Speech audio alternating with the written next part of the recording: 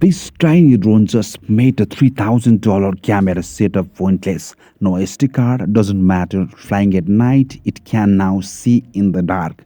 And that gimbal, it just rotated sideways to shoot a perfect vertical video, live, mid-air.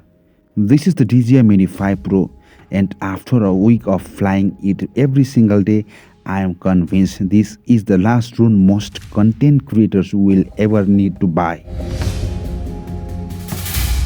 I am not going to bore you with a spec sheet today.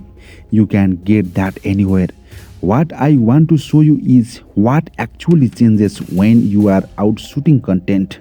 The moments where this drone saves your shot, saves your night, and saves your sanity. 4 upgrades, all real world. Let's get into it. First, the sensor. DJI put a full 1-inch 50-megapixel sensor into a drone that still weighs under 250 grams. That's the same sensor class you would find in a drones nearby double this size.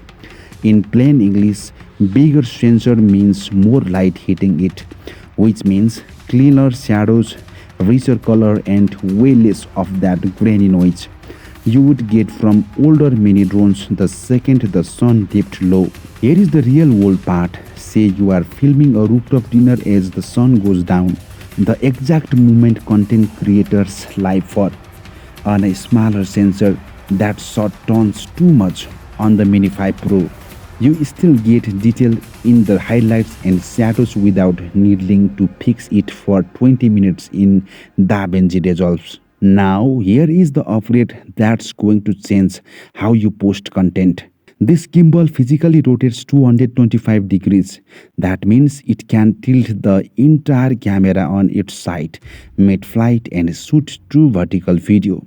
Full resolution, no cropping, no zoomed in quality loss. Think about what this actually solves. Every drone before this made you shoot horizontal, then crop into a vertical frame in editing, which means you are throwing away half your resolution and usually cutting off the best part of the shot.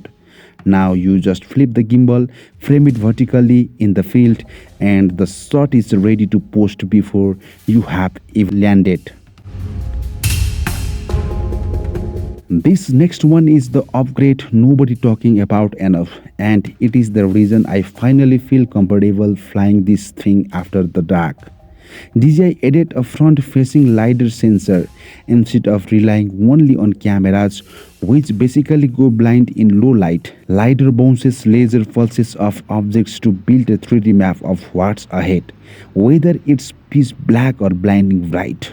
Practically, this means you can finally get those cinematic night cityscape shots.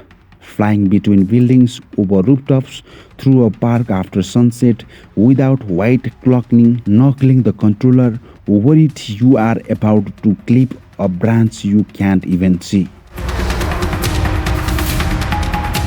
And now the upgrade that saved me personally at least twice already. 42 gigabytes of internal storage, built right into the drone, no SD card required. You know the feeling. You get to the location, pull out the drone, and realize the SD card is sitting on your desk at home. Normally that's game over. With the Mini 5 Pro, you just launch anyway. 42 gigabytes is enough for a serious amount of 4K footage and full resolution photos in a single session. Plenty to get through an entire shoot day without ever touching a card. Then when you are home, you just plug it into your laptop over USB-C and pull everything off directly. No card reader, no dongle, nothing extra to carry. Individually, these upgrades are nice, but put them together and what you actually get is a drone that removes almost every excuse you would normally have for not flying. Better sensor means you shoot in more light condition. The vertical gimbal means every flight can directly become content, no extra editing step. LiDAR means you are not limited to daylight hours, and the internal storage means even if you are underprepared, you are still covered. That's really the philosophy here. This isn't drone you plan a trip around. It's drone you just bring, and the changes how much you actually use it.